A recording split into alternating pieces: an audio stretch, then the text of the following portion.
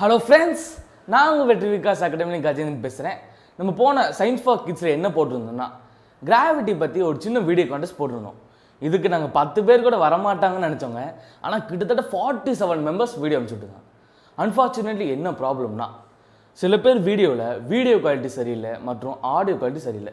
நான் உங்களுக்கு சொல்லி பார்த்தோம், இருந்தாலும் அவங்களால முடியலைங்க. இது அவங்க ப்ராப்ளமும் இல்லை, நம்ம ப்ராப்ளமும் இல்லை. ஓகே, இன்றைக்கி நம்ம வீடியோவில் பார்ப்போம்.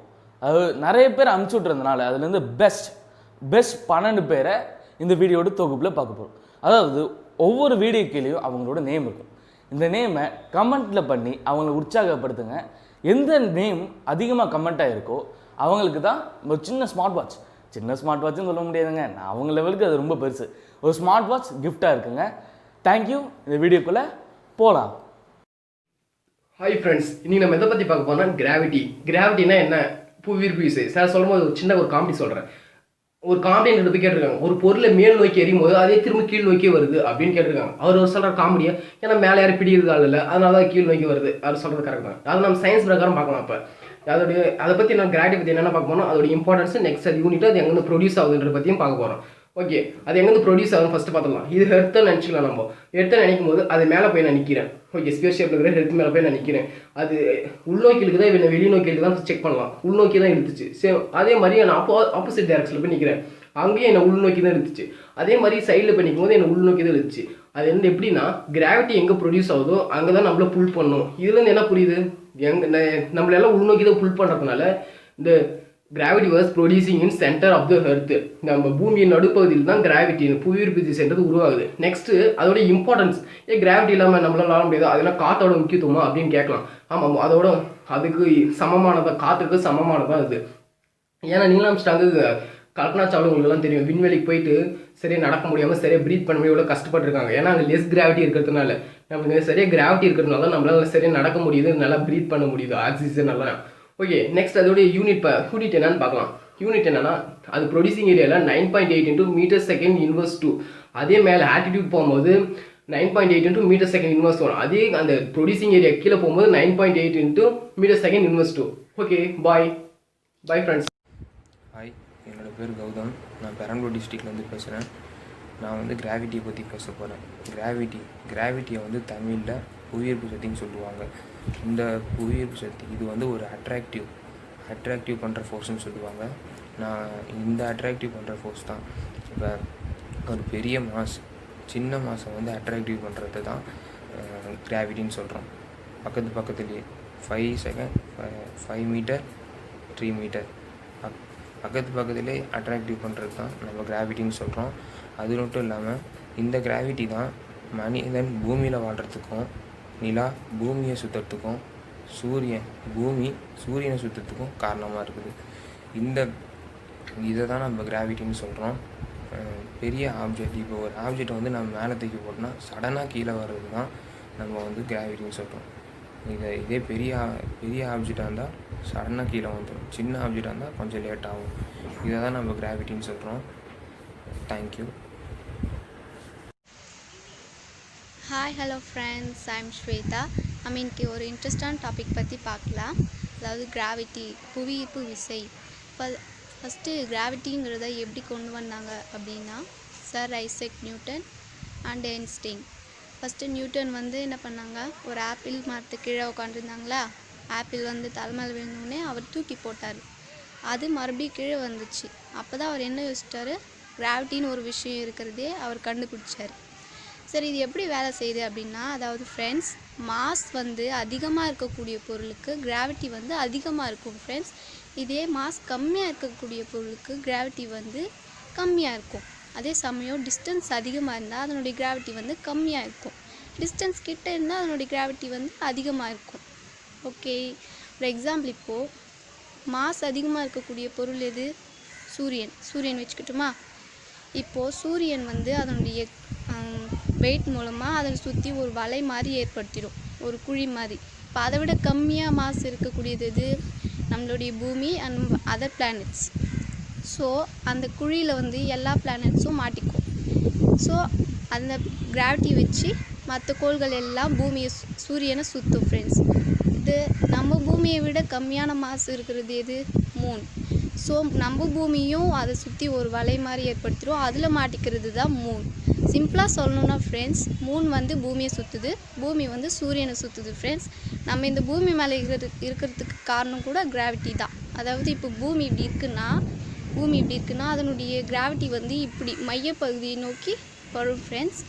இதை தான் சொல்ல வந்தேன் ஃப்ரெண்ட்ஸ். இந்த வீடியோ கண்டிப்பாக உங்களுக்கு யூஸ்ஃபுல்லாக இருக்கும்னு நான் நம்புகிறேன். அண்டு இந்த சான்ஸ் கொடுத்த கல்யாண் சாருக்கு ரொம்ப நன்றி சார், ரொம்ப thank you sir. Okay friends, thank you for வாட்சிங். Bye.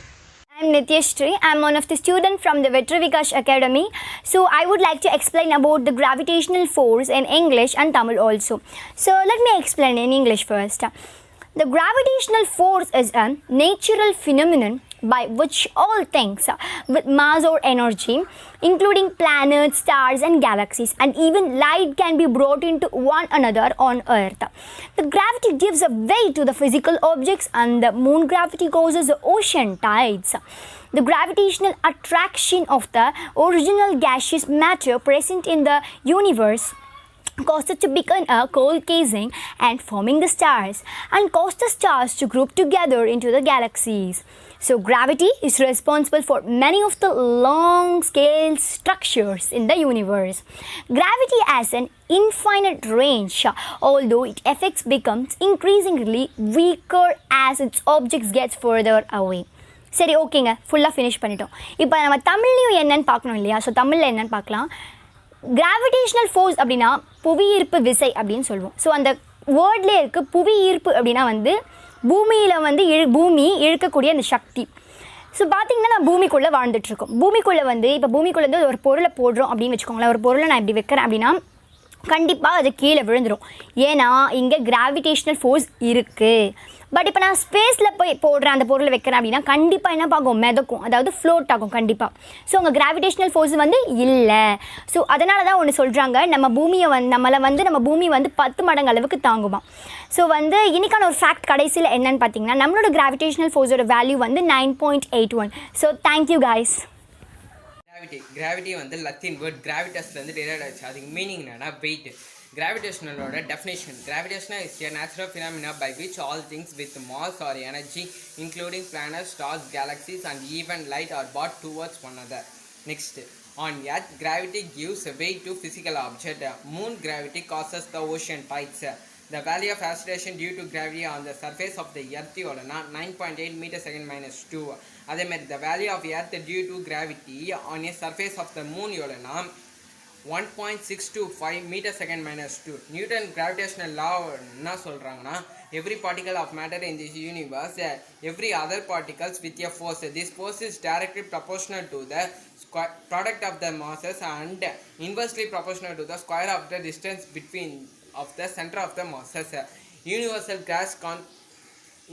gravitational law ஓட வேல்யூ என்னதுன்னா 6.674 into 10 power minus 11 newton metre square kg minus 2. Next, கிராவிட்டியை வந்து மோஸ்ட் அக்யூரேட்டாக யார் டிஸ்கிரைப் பண்ணதுன்னா ஜென்ரல் தியரி ஆஃப் ரிலேட்டிவிட்டி. இது யார் ப்ரப்போஸ் பண்ணா? Albert Einstein. எப்போனா 1915. Thank you. Hello, my name is Enlalit Batmanabhan. I am studying 5th standard. நான் இன்னைக்கு கிராவிட்டி பற்றி பேச போகிறேன். நம்ம இந்த உலகத்தில் நிற்கிறதுக்கு காரணமே கிராவிட்டி தான். கிராவிட்டிக்கு தமிழில் புவியீர்ப்பு விசைன்னு பேர் இருக்குது.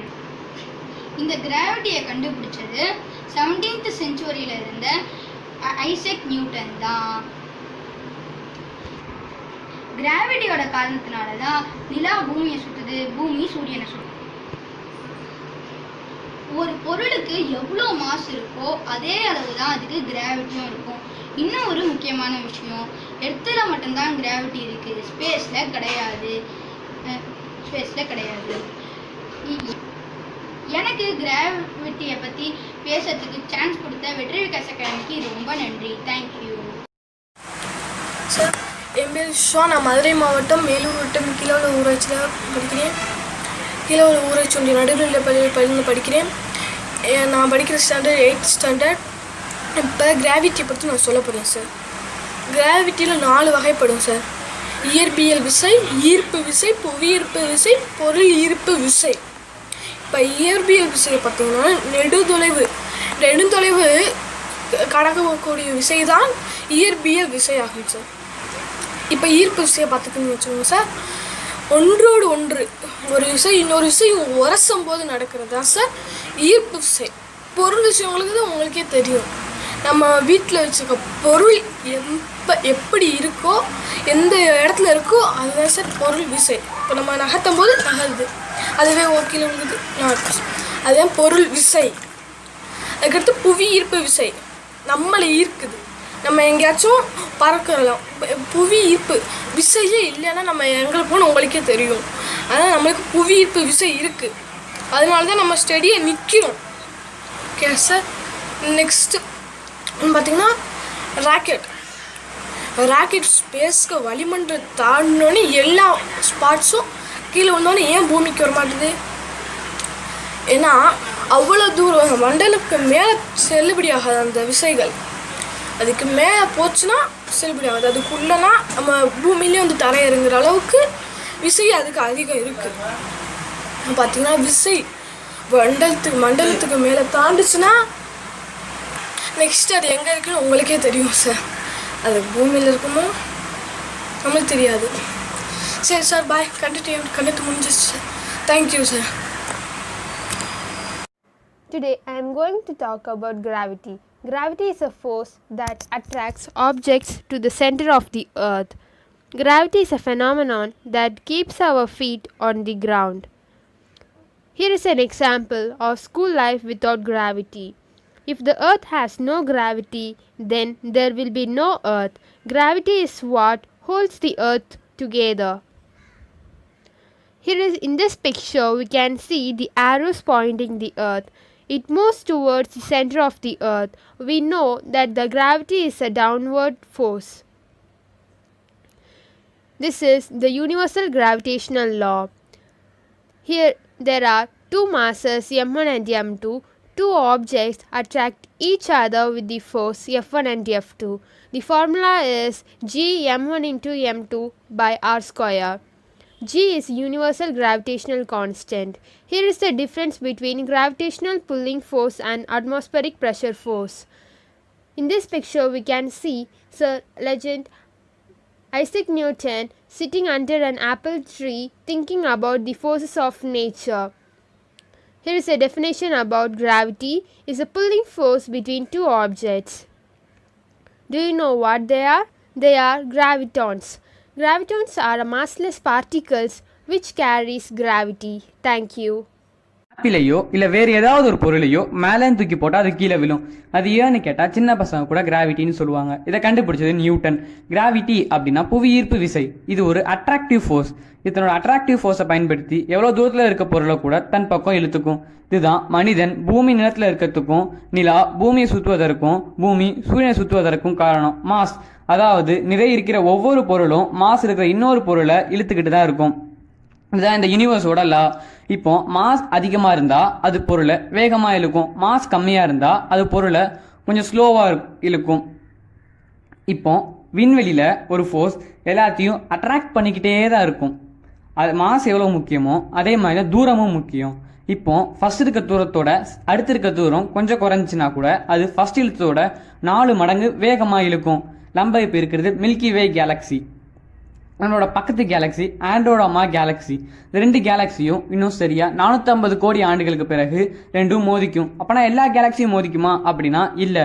ஏன்னா எல்லா கேலக்ஸியும் நடுல இருந்து ஒரு புவி ஈர்ப்பு விசை தள்ளிக்கிட்டே இருக்கு. இந்த 2 கேலக்ஸி மட்டும் ஏன் மோதுது அப்படின்னு கேட்டிங்கன்னா, இந்த 2 கேலக்ஸிக்கு ரொம்ப கிட்ட வந்ததுனால அந்த புவி ஈர்ப்பு விசையினால எதுவும் செய்ய முடியல. ஹாய் சார் அண்ட் ஃப்ரெண்ட்ஸ், நான் தாராமங்கலம் மாடல் ஸ்கூல்லேருந்து பி சின்ன பேசுகிறேன்.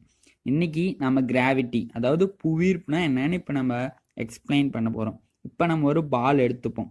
இந்த பாலை நம்ம மேலேருந்து கீழே போடும் போது ஏன் இந்த பால் அங்கேயே நிற்க வேண்டியது தானே, இல்லை எங்கேயோ மேலே போக வேண்டியது தானே, ஏன் பூமியை நோக்கி வருது? இதுதான் புவியீர்ப்பு. பூமி ஈர்ப்பு விசை, அதாவது அட்ராக்டிவ் விசை இருக்குது. எதனாலனா ஒரு அதிகமான மாசு இருக்கிற ஒரு இதுவும் கம்மியான ஒரு மாசு இருக்கிற ஒரு இதுவும் அட்ராக்டிவ் பண்ணும். இதுக்கு தான் இதோட ரீசன். இதனால தான் சன்னில் அதிகமான மாசு இருக்கு. அதனால தான் எர்த்து சன்னை சுற்றிட்டு வருது. இப்போ எர்த்தில் வந்து அதிகமான மாஸ் இருக்கிறதுனால தான் மூன் வந்து எர்த்தை சுற்றிட்டு வருது. இப்போ கிராவிட்டி இன்வென்ட் பண்ணது சார் ஐசாக் நியூட்டன். இப்போ நம்ம எர்த்தில் வந்து வெயிட் மிஷின் வச்சு நம்ம வெயிட்டை பார்த்தோம்னா அதிகமாக இருக்கும். அதே மூணில் போய் நம்ம வெயிட் மிஷினை வச்சு நம்ம வெயிட் பார்த்தோம்னா கம்மியாக இருக்கும். ஏன்னா மாஸ் டிஃப்ரென்ஸ், எர்த்தில் வந்து மாஸ் அதிகமாக இருக்குது, மூணில் வந்து மாஸ் கம்மியாக இருக்குது. இதுதான் டிஃப்ரென்ஸ். Okay sir, thank you. வணக்கம். கிராவிட்டினா என்ன? ஒரு ஆப்பிள் இல்லை வேற ஏதாவது பொருளையோ நம்ம மேலே தூக்கி போட்டால் அது கீழே வந்து விழும். இதுதான் கிராவிட்டி. கிராவிட்டினா புவியீர்ப்பு விசை. புவியீர்ப்பு விசைனா அட்ராக்ட் பண்ற ஃபோர்ஸ். எவ்வளவு தூரத்தில் இருக்கிற பொருளையும் தன் பக்கம் ஈர்க்கிறது தான் இந்த கிராவிட்டி. நம்ம இந்த பூமியில இருக்கிறதுக்கும் நிலா இந்த பூமியை சுற்றுவதற்கும் பூமி சூரியனை சுற்றுவதற்கும் இந்த கிராவிட்டி தான் காரணம். ஏன் அண்ட சராசரங்களுமே எல்லா கோள்களுமே இந்த கிராவிட்டியால தான் உருவாச்சு. கிராவிட்டியை கண்டுபிடிச்ச சார் ஐசக் நியூட்டன் சில விஷயங்களை கண்டுபிடித்தார். மாஸ் அதாவது நிறை அதிகமா இருந்தா, மாஸ் அதிகமா இருந்தா அவ்வளவு புவியீர்ப்பு சக்தி அதிகமா இருக்குமா, மாஸ் கம்மியா இருந்தா கம்மியா இருக்கும். இதுதான் வாய்ப்பு கொடுத்த வெற்றி விகாஸ் அகாடமிக்கு நன்றியை தெரிவித்துக் கொள்கிறேன். பார்த்த உங்களுக்கும் நன்றியை தெரிவித்துக் கொள்கிறேன். நன்றி. What is gravity? ஈர்ப்பு என்றால் என்ன? Which planet or other body draws object towards its center? The force of gravity keeps all of the planets in orbit around the sun. What else does gravity do? ஈர்ப்பு வேறு என்ன செய்கிறது? Why do you land on the ground when you jump up instead of floating off into space? Why do things fall down when you throw them or drop them? The answer is gravity. These are two objects in universe. They could be planets or humans or animals, whatever. They both have non-zero mass. In case the both object pulling other object towards each other.